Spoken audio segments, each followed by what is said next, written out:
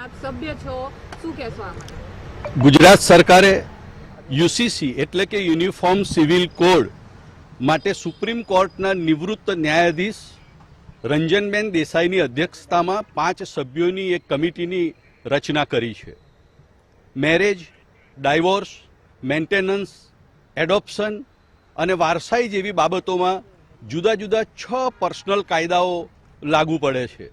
આ કાયદાઓમાં ખાસ કરીને મહિલાઓને અન્યાય થતો હોય તેવી લાગણી સૌની છે. સુપ્રીમ કોર્ટે આ અગાઉ શાહબાનુ વગેરેના કેસમાં સરકારને સૂચન કર્યું હતું કે આ પ્રકારના કેસોમાં જે વિસંગતતાઓ છે એને ખૂબ ઝડપથી દૂર કરીને એક કોમન એક્ટ, એક કોમન કાયદો બનાવવો જોઈએ. ભારતીય બંધારણમાં પણ બંધારણ સભાએ માર્ગદર્શક સિદ્ધાંતોમાં આ પ્રકારનો કાયદો બનાવવાની જોગવાઈ કરી છે. આ દિશામાં આપણે સૌ જાણીએ છીએ તેમ ઉત્તરાખંડ સરકારે યુસીસી લાગુ કર્યો છે.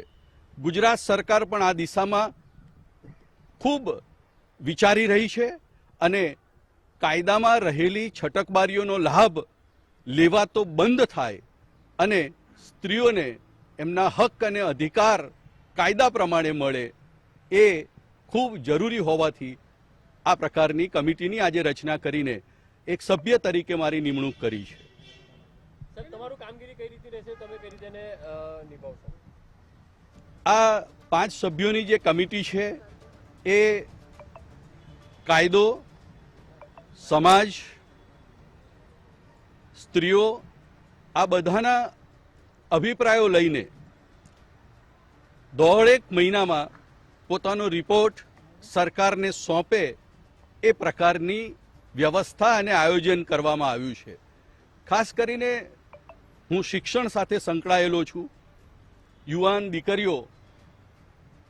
દીકરાઓને ભણાવ્યા છે 30-40 વર્ષ સુધી, એટલે શિક્ષણનો અનુભવ, પણ એની સાથે સાથે સમાજ સાથેનો મારો નાતો, મારી નિસ્બત, સમાજના લોકોનો મારા પરનો અપાર સ્નેહ, આ પ્રકારના કારણોને લીધે આ કમિટીમાં મારી નિમણૂક કરવામાં આવી છે.